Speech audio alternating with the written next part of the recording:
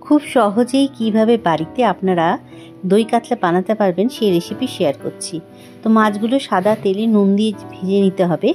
আর এটা ছিল কাতলা মাছ, তার সঙ্গে রসুন, কাজু বাদাম, কাঁচা লঙ্কা, আদা, পেঁয়াজ একসঙ্গে বেটে রাখবো। বেটে রাখার পরে যে দইটা দেবো, দইটা একটুখানি মিক্সিতে ফেটিয়ে রাখবো।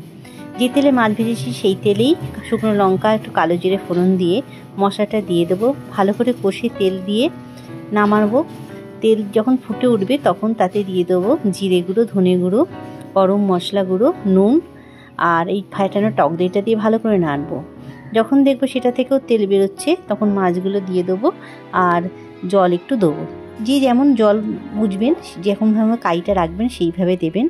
আর কাঁচা লঙ্কা ভালো করে দিয়ে নেওয়ার পরে মাছগুলো দিয়ে দেবো।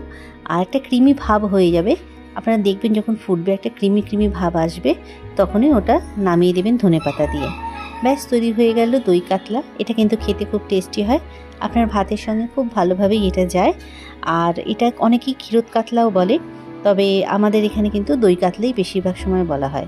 তো বানিয়ে ফেলবেন চটজলদি এই রেসিপি।